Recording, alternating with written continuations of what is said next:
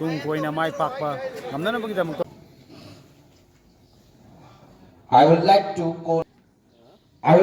call upon son of Shah your performance.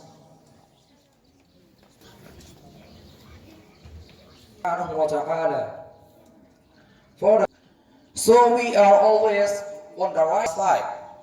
Thanks for the opportunity. दुनिया अल्लाह ने कोई न कोई मांग तो वो फंक्शनरी बसी हम देखिए लगा तो बीबी घरों में हम तो अल्लाह ना अगांग सिंसी के बरकत है कोई लाओ कोई आना अजीम बरकत मपुम भाव बरकत भी नबी वो रसनो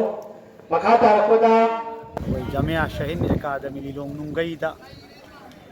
General Education Amadi Dini Talim Habadi Quran Hafiz Giwaiba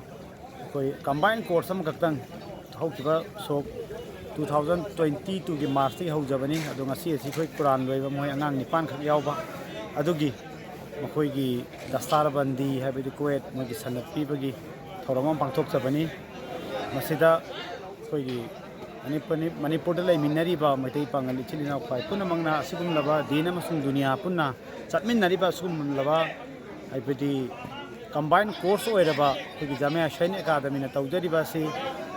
मसिदा कोई पुनमंगना मयाम पुनमंगना सोजोक पिनरगा कोइना होना जरिबा सिदा तुंग कोइना माइ पाकपा नमनना बगिदमक होना मयाम पुनमंगना सोजोक पिबियो हाइना जामिया शाइन एकाडेमी की वाइस प्रिंसिपल ओइना थौ पुजरिबा आई सा मोहम्मद हबीबुल्लाह आइगी माइकेदी गो function थांगो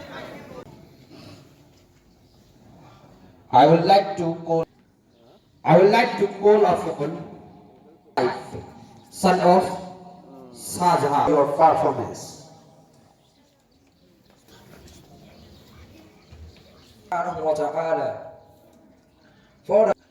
So we are always on the right side. Thanks for the opportunity.